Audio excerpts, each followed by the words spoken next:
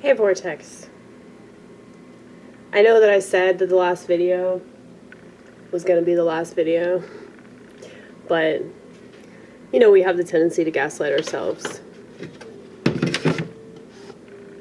So, we're back with Ginger. With Ginger and Miles Davis. I will never get sick of this album. This is my favorite album that he's ever done. It's called Someday My Prince Will Come.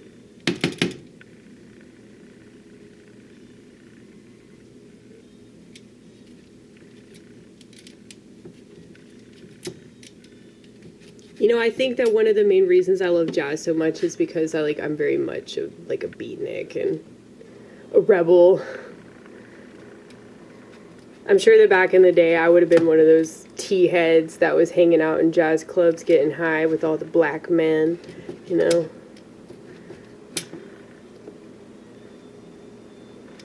You can call me degenerate all you want, but black people know how to have a way better time, okay? They created gospel music when they were enslaved. Isn't that crazy, considering all the stupid shit they do now? You know, it kind of proves how resilient they are as a race. But you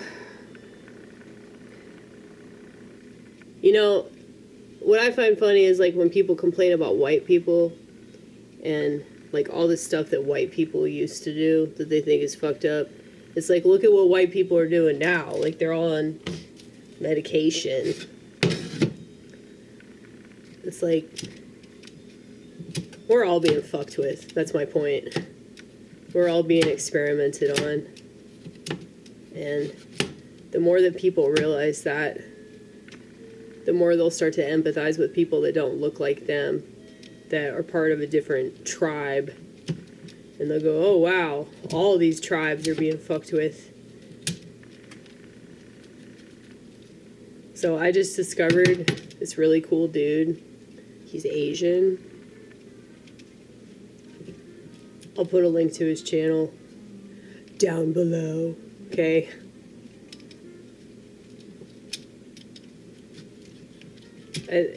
I don't want to mispronounce his name, but he's a Professor Hatamoto. Is that how you say it? Hatamoto. And he has a lot of first-hand experience dealing with the radical left. But I saw this thing that he did on militant transgenderism, and he studies a bunch of cultures.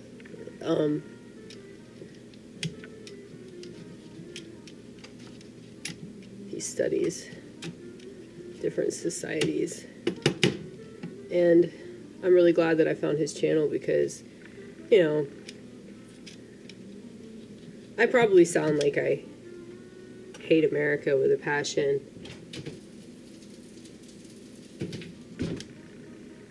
But,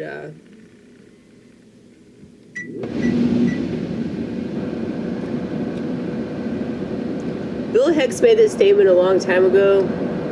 I don't hate America, I hate being lied to. And that about sums it up for me.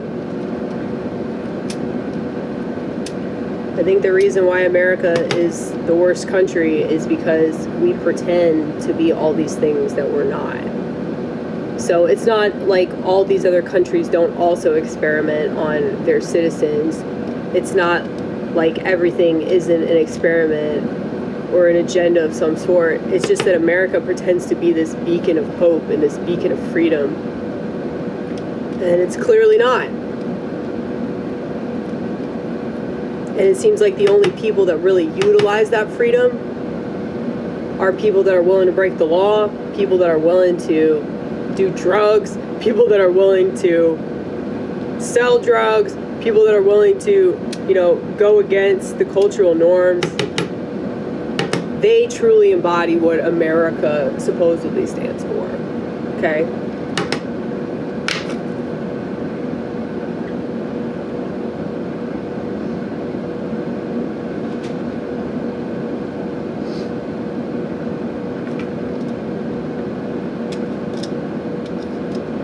And a lot of people don't like that because they think that I'm suggesting that everybody gets on drugs and everybody like does illegal stuff. And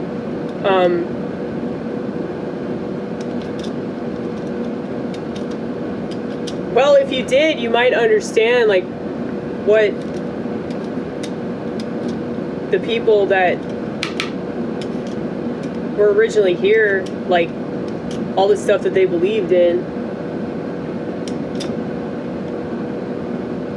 I mean, you ever ask yourself the question, like, why is this illegal? I mean, I know I've mentioned this before, but, like, it wasn't the burnouts that convinced me to smoke pot. It was, like, the highly intelligent kids at my school. It was, like, super high IQ, gifted students that were getting high every day before class.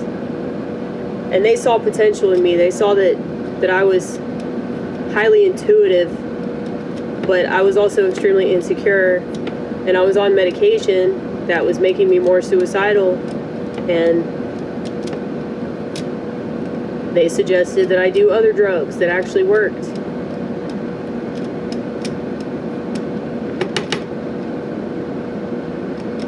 So it is kind of ridiculous that a plant's illegal. And if you look at all the other shit that's legal in America, that is so much worse for you.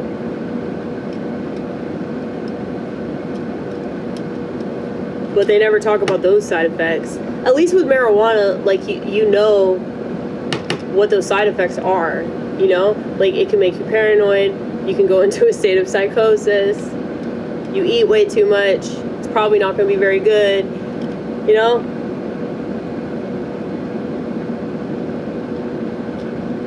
Like with any like illegal drug,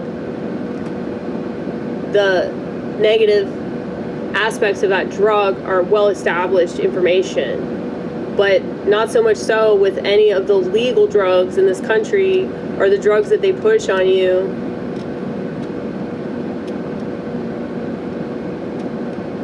And I mean, sugar? Are you kidding?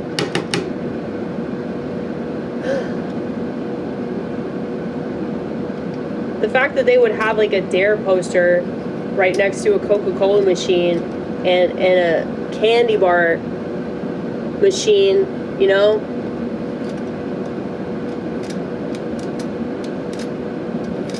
So you got a vending machine that sells nothing but high fructose corn syrup right next to a vending machine that sells nothing but processed sugar, right by the DARE poster.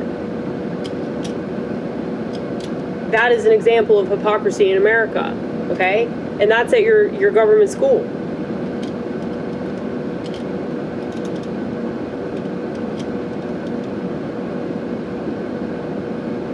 But maybe the whole point of this country was to like prove how much of a sheep everybody chooses to be and how they don't really appreciate and value true freedom.